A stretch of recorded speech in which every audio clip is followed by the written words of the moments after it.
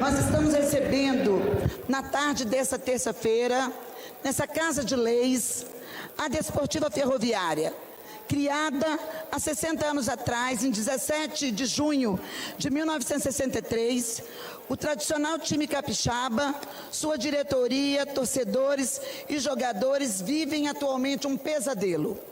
Iniciou em 1999 aquilo que poderia ser uma solução para a Desportiva Ferroviária, que após a privatização da Companhia Vale do Rio Doce, ficou com dificuldades de assumir financeiramente o clube, as instalações, o plantel, o pagamento de jogadores, enfim. Virou um pesadelo para a Desportiva esse problema financeiro que se estabeleceu, e a gente precisa, Carlinho Faria, que é presidente da nossa Desportiva, e toda a diretoria que está aqui, jogadores, contar essa história para a sociedade, para que a sociedade venha junto conosco nessa luta em defesa do estádio Engenheiro Araripe, em defesa da Desportiva Ferroviária. Essa luta se iniciou em 99, acreditando que, ao se unir a Desportiva Ferroviária com a Desportiva Capixaba,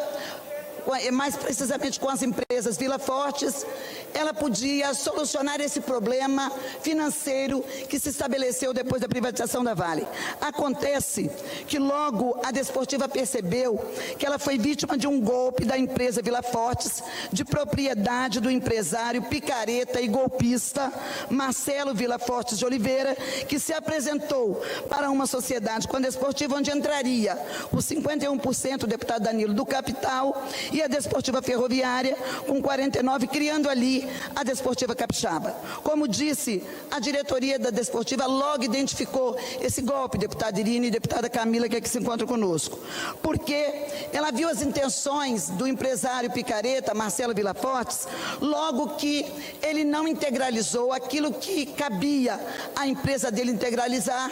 no patrimônio da sociedade, que era 51% do capital. E a Desportiva prontamente integralizou os 49%. O Marcelo, a empresa dele, apenas 10%. E isso provocou um pedido de dissolução dessa sociedade em 2012, por conta do não cumprimento do acordo para fazer a sociedade. Essa dissolução, em 2014, foi decidida pela Justiça de Cariacica, e aí, com isso, também foi dissolvida a Desportiva Capixaba, que de ferroviária ela não tem nada, e de capixaba muito menos. Desde então, essa questão está na Justiça. Mas, surpreendentemente, em 2022, seu Marcelo Vila Fortes, sem nenhuma decisão judicial, ele se apresenta como presidente da Desportiva e contrata uma empresa para fazer o leilão da Desportiva, tentando vender o estádio. E a Desportiva, sua diretoria, descobre que ele colocou o estádio da Desportiva como garantia de uma dívida grande que ele tinha para saldar com a Receita Federal, tanto dele, pessoal, como das empresas dele, que nada tinha a ver com a entidade societária que estava se firmando ali. No dia 1º de maio, o juiz da 2ª Vara Civil de Cariacica deu 15 dias para as partes, tanto a Desportiva Ferroviária, porque a Capixaba já não existia. Mesmo assim, as tentativas de fraude, toda hora elas vinham. Ele deu 15 dias para as partes apresentarem algumas argumentações.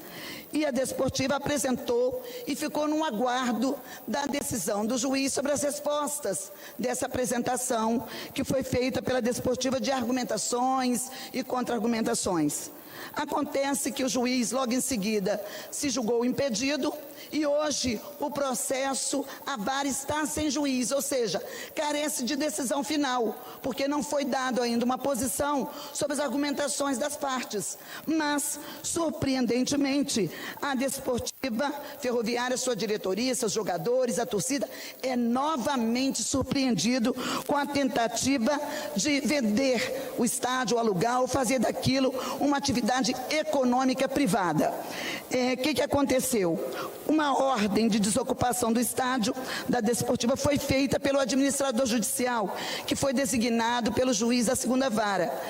Acontece que nós descobrimos também que esse administrador judicial, ele negou a condição dele de ser servidor público do Estado e auditor do controle externo de nosso Estado, o que para nós é uma questão no mínimo antiética de um servidor do Estado entrar numa contenda judicial, mesmo que ele fosse designado pelo juiz, ele poderia ter a característica que o juiz teve de se julgar impedido e sair do processo, mas não, ele ficou porque certamente interesses econômicos e interesses inconfessáveis devem pairar sobre essa decisão, de mesmo sem uma aquiescência judicial, uma decisão judicial final, ele entra com uma decisão de desocupação do estádio. E hoje nós vemos o estádio sem poder praticar as suas atividades, que é o treinamento de seus atletas, das escolinhas, das atividades do nosso time, da Desportiva,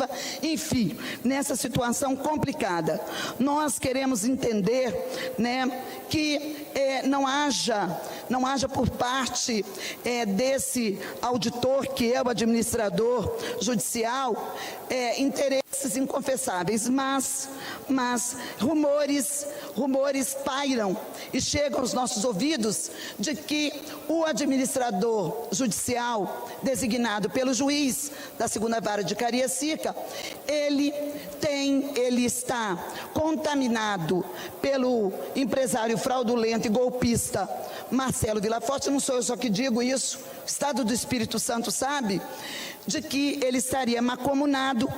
e estaria querendo desocupar o estádio com a maior brevidade possível para poder, deputado José Esmeraldo, deputada Camila, para poder oferecer o estádio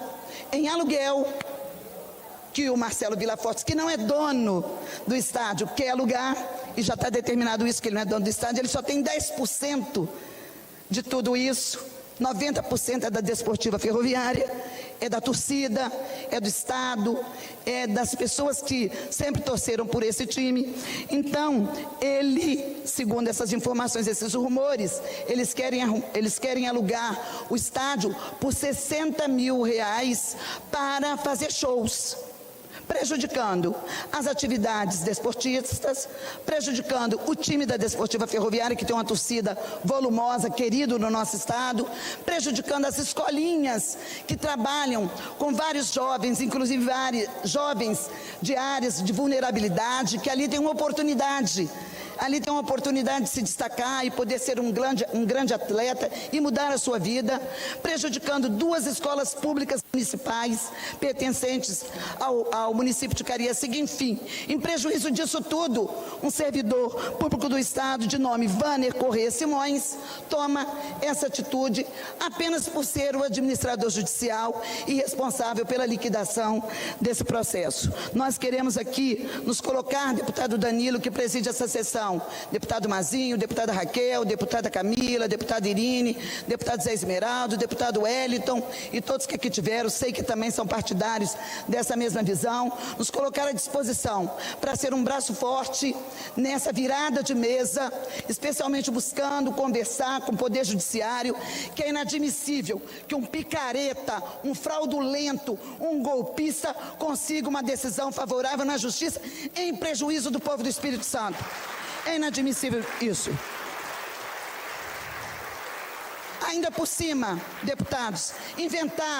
produziram uma dívida de 800 milhões, quando a dívida da Desportiva é de 6 milhões e é com IPTU, altamente negociável, é IPTU de Cariacica, que pode ser resolvida junto à administração municipal. Mas produziram, deputado Zé Esmeraldo, uma dívida de 800 mil para justificar a venda de um patrimônio que não é meu, que é nosso, que é do torcedor, que é da Desportiva, que é da diretoria, que é do povo do Espírito Santo, que é de Cariacica. Nós não podemos permitir essa covardia, nós não podemos permitir que bandido se crie no Espírito Santo e muito menos nas costas de um time valoroso que muitas glórias deu para a sua torcida e deu para a nossa sociedade. É o que tenho para dizer, deputado. Indignada com essa situação, pedindo que, se for possível, os colegas, né, que quiserem também fazer uso da palavra em defesa da Desportiva, o Carlos Farias, que é um amigo, Irine, de longa data. Nós somos de Cariacica, nós somos de Taquari, nós somos ali daquela região de Jardim América, onde a Desportiva nasceu. A gente viu a Desportiva nascer, a gente conhece, porque ela nasceu no seio dos ferroviários, e ela se expandiu, e hoje ela é do Espírito Santo. Não merece estar passando por essa covardia que está sendo feita, e lamentavelmente, que tem as mãos inclusive da justiça, mas que precisa ser reparada, porque a justiça, ela é cega, mas ela enxerga como quer, quando quer, e nós precisamos que ela abra os olhos em favor de quem de fato é dono do estádio, que é o povo do Espírito Santo, que são os torcedores, que é a direção da Desportiva Ferroviária.